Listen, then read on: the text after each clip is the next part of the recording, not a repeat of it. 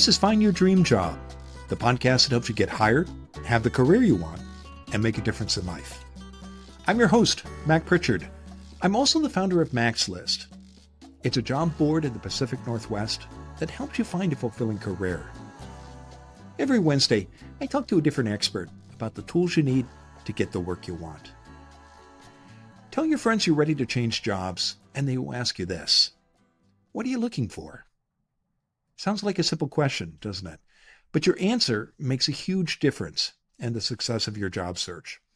Jennifer Schwartz is here to talk about how to answer the question, what do you really want? She's an executive and life coach, and Jennifer supports high achievers who've checked every box and still feel something's missing. She joins us from New York City. Well, let's jump right into it, Jennifer. Why does knowing what you want matter before you start your job search? Shouldn't you be open to all possibilities? Well, I actually believe that knowing what you want will actually help you get there.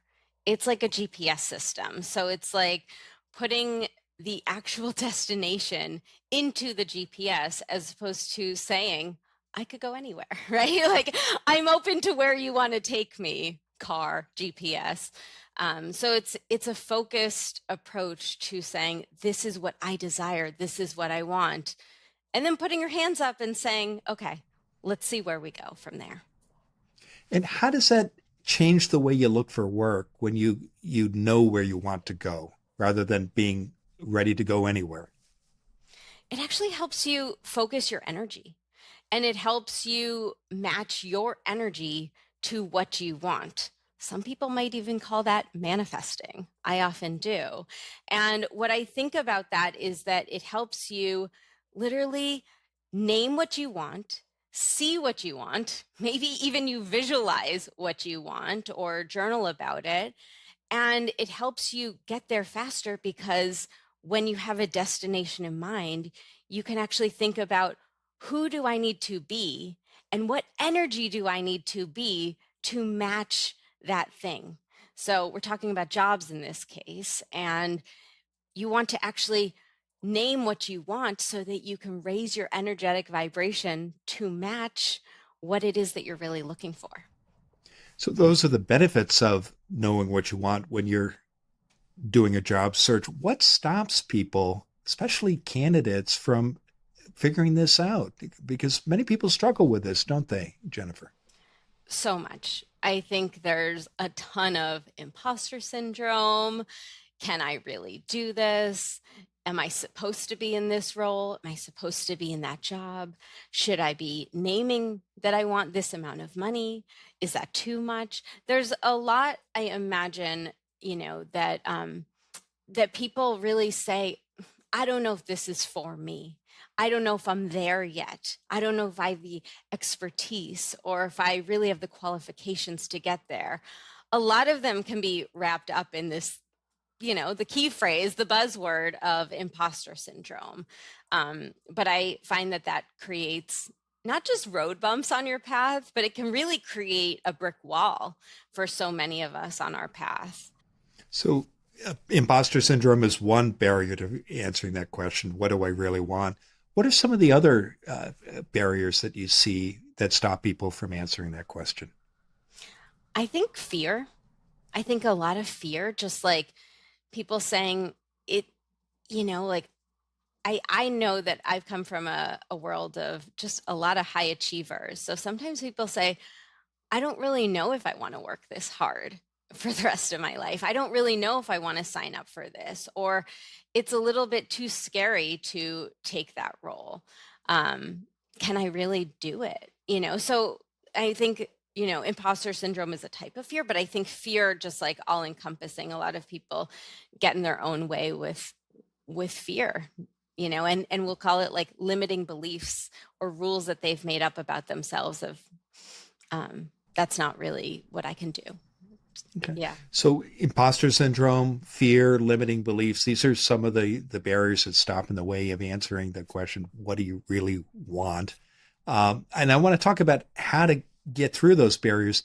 Before we do that, Jennifer, what mistakes do you see people make in trying to answer this question? What are some of the wrong turns they might take? as they try to figure out where they want to go? I think the big wrong turn that people say is not what do I want, but what should I want? So maybe it's, and whenever we use the term should, it's a clue that it might not actually be yours. It might be someone else's expectation. It might be someone else's desire for you. Could be a parent. It could be a friend. It could be, something that you think that you should be doing instead of what you actually want to do. Okay. Well, let's talk about how to figure it out. I know one of the first steps you recommend is creating a bullet list of what you want in your next job. Why start there? Why is that a good starting point? I think because there's so many times where I'm in conversation with people where they just kind of run themselves in circles in their head. Can I really want that? Is that really for me? Is this something that I want? Should I want this? And and what I say is like almost brain dumping or heart dumping out onto paper and making this real bullet point list with, kind of no rhyme or reason. It could be anything and everything of what you really want in this next career move or in this next job. And so I really call it a bullet point list or a manifesting list of everything that you might want in a job. So it could be the most outrageous things or the most silly things that you're like, this doesn't even make sense why I want this. But it could be things, from a practical standpoint of, okay, what is the salary that you really want to be making? Not what's realistic or what is like really here for you, but what is this like dream salary that you want in this next dream role? What do you want your dynamics with your coworkers to be? How do you want to feel every day going into work, whether it's hybrid or remote or in office? How do you actually want to feel? What is your job title? Really like naming it. What do you want it to be? Maybe you're naming it and making it up.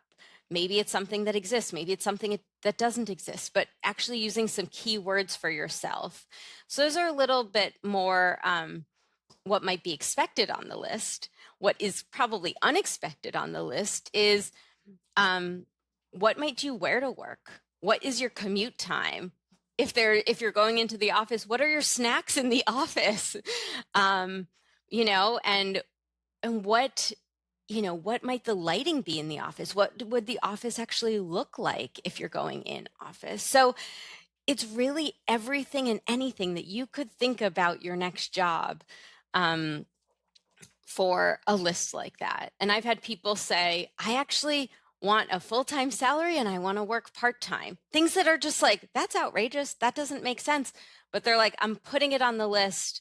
And, 2 years later, that person actually got that thing. And say more about that.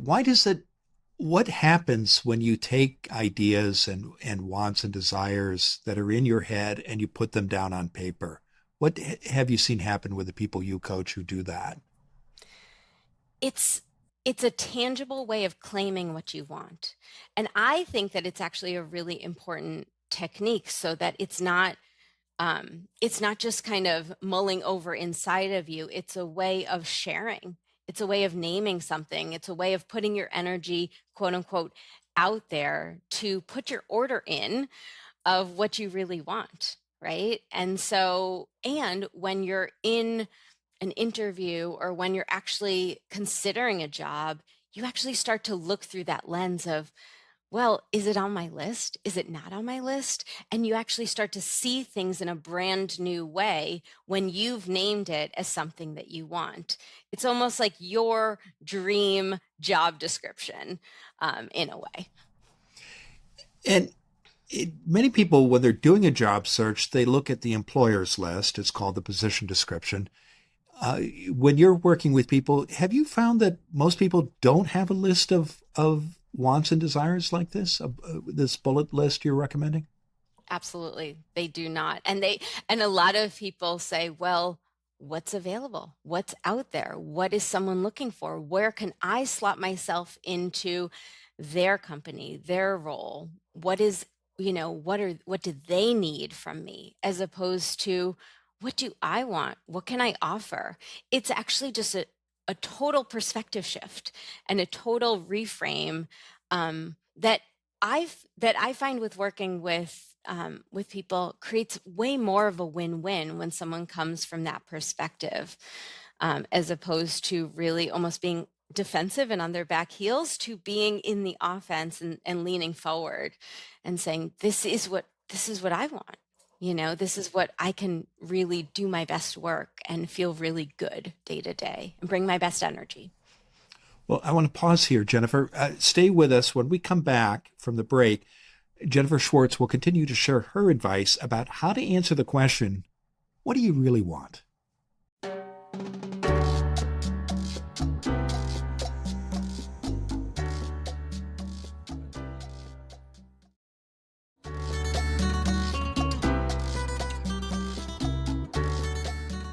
We're back in the Max List studio.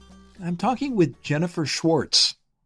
She's an executive and life coach, and Jennifer supports high achievers who've checked every box and still feel something's missing. She joins us from New York City. Now, Jennifer, before the break, we're talking about how to answer the question, what do you really want? And we talked about why people struggle with this, some of the barriers that stand in the way, and now we're talking about how to overcome those barriers. You suggested starting with a bullet list of things that you really want. Another step I know you recommend for answering this question is to say what you want to do instead of what you don't want. Why is it important to talk about what you want rather than what you don't want? Yeah, I love talking about this because I think when we say something like when we say, "Oh, I really don't want a job that is an hour and a half commute. I don't want, my boss to be really difficult and demand so many things. I don't want." And it's so easy to go there because oftentimes what we've had in the past, we're looking for something different. But actually, when you're raising your energy and when you're being clear about what you want, it's actually really important to, we'll say, state it in the positive and say, and use the flip side, because there's something that actually translate in your mind about, oh, this is what I'm looking for. This is what I do want. So, and really then sharing that with others. So saying very clearly, this is what I do want. I want a boss that is just a real champion for me, really supportive of what I'm doing, and that I also have really great autonomy in this role. I do want my commute to be 20 minutes, even when it's trafficy, right? And so it's kind of these tangible, stating it in the positive of what I do want. And how does that shift conversations when you say, I want a 20-minute commute instead of I don't want to commute an hour and a half? What happens when you talk to people and you focus on the positive things that you want? People actually feel your positive energy. They feel your excitement, this is what I'm here for. This is what I'm looking for. This is what I'm about. This is what gets me revved up. This is what gets me excited for this job. When you state something we'll say in the more negative, then people are kind of more listening about like, well, how can I support you? How can I help? What can I do to make things better? As opposed to, wow, that person has great energy. I really want to support them in finding their passion, finding that path for them, as opposed to just like, kind of helping them, from more of a negative point of view. Does that make sense? It does. And also it makes it easier for people to say yes to what you want, to think of ways they can help you, doesn't it? Totally. Yeah. Yeah. Yeah, absolutely. And you're also helping people, like you're giving them an ask and you're saying like, "Oh, could you help me do this?" We call it like your highest and greatest ask. Another step you recommend someone take to answer that question, what do you really want, is to seek proof for what you do want to do. What do you mean by proof? What are you talking about? Finding examples of people who are doing what you want? What do you have in mind? Yeah. So a lot of times I find that people actually want something that doesn't fully exist. There's so many of us, a lot of high achievers actually are taking, we'll say, a really windy path, at least the people that I work with, especially in their career. And a linear path doesn't exist really as much anymore. And so, when you're actually seeking proof, you're saying, well, where can I actually do something that's a little revolutionary? What do I want? Um, and you're seeing, can this exist? Maybe it hasn't ever happened at your job before. Maybe it hasn't happened at this role, but you're like, I still want that anyway. And so you might actually look in some version of someone in a different industry, or it might be a friend of a friend that you're like, oh, they did something that I really want. And we'll say, like, you're actually finding that it exists out there in the world, as opposed to, well, I can't drop down to fewer hours and get paid the same amount. That just doesn't happen here. Instead, be like, well, where could it happen? How could it happen? Maybe there is proof of that happening, or maybe I'm the first trailblazer to blaze this trail. If you do find somebody who's doing what you want, what do you recommend doing? Should you ask them for advice or approach them in another way? What have you seen work with the clients you coach? Oh, I think a 15-minute conversation goes a real long way, and it usually helps someone say, wow, that is capable. I am able to do that. Or that person did that. How did they do that? What did they need to know, or what did they need to believe, or what did they need to trust about themselves to really go for that thing? So. Another step you recommend to answer that question, what do you really want, is uh, to avoid sticking to a path that you may have committed to earlier and digging in and candidly letting inertia take over. Say more about this. What do you mean exactly? And how does it help you figure out what you want to do next if you understand that you've dug in on a path? So many people I work with, and me included, I'll be the first to raise my hand, signed themselves up for a path, for a career path a long time ago. So it could be, 3 years ago, 5 years ago, 10 years ago. And they said, I'm going to do this and I'm going to build my career in this way. And you know what? Sometimes things change. Dreams change, desires change, life changes, and things that you might not have considered way back when you got that degree, or you went to school, or started that first job, and you're kind of climbing the corporate or the ladder, per se. And and allowing yourself to be flexible and to really have your marked goalposts of, do I really want this now? Is this what I want anymore? And let yourself pivot as needed and be flexible in the process. In your experience working with people at different stages of their careers, and most of us will be in the workplace for 40 plus years, is it natural for people to change and evolve and to have different goals and different seasons in their careers? It's completely natural. Yeah. And I think it's actually really healthy. We change in who we are, we change in our seasons of life, we change in our desires and our wants. And each time we change, things shift in our lifestyle and in who we are, how we get to show up, maybe how much we want to work, what we want. And that all affects what we can really bring to the workplace and to our jobs and our careers. So I think it's extremely natural to want different things than when you will say, put yourself on that career path X number of years ago. And do you find that people understand that that's what's happening, or do they feel if that maybe they're giving up? And what's really happening? What's been your experience, Jennifer? I think a lot of people that I work with actually feel the term the golden handcuffs.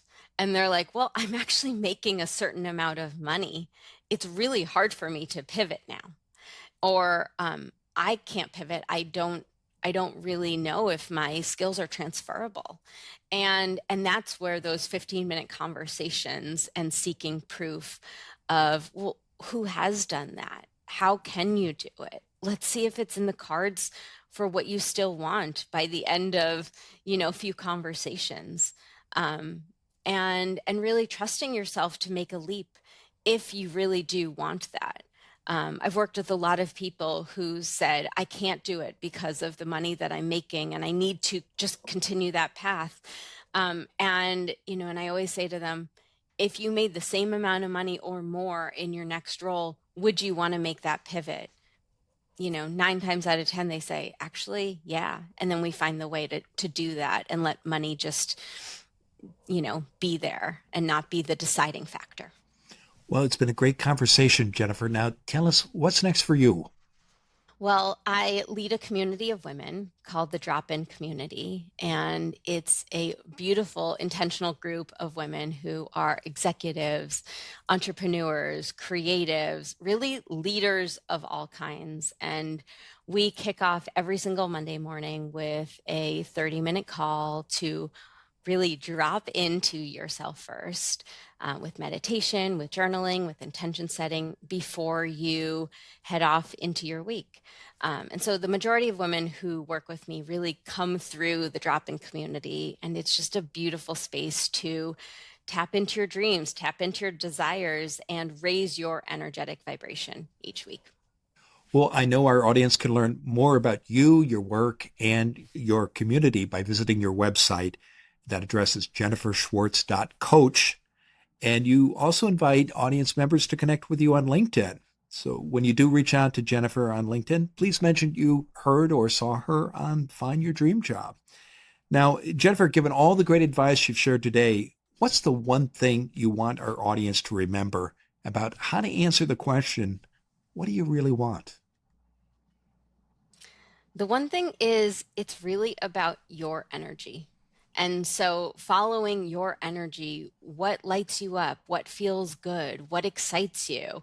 And remember that your energy is more in your control than you might think it is. And so naming what you really want to match your energetic vibration and raise it, is what I believe is the key to finding your next dream job. Next week, our guest will be Ashley Journay. She's a recruiter and HR professional and runs the Candidate Advocate Resume Writing Services. Employers hire problem solvers. But in applications and interviews, most candidates focus on past responsibilities, not results. Join us next Wednesday when Ashley Journay and I discuss why you need to track and talk about your wins. Until next time, thanks for letting us help you find your dream job. This show is produced by Max List. Susan Thornton Hoff schedules our guests and writes our newsletter. Lisa Kislenberry Anderson manages our social media and creates our transcripts. Our sound engineer and editor is Anna McLean, and our music is by Freddie Trujillo. This is Mac Pritchard. See you next week.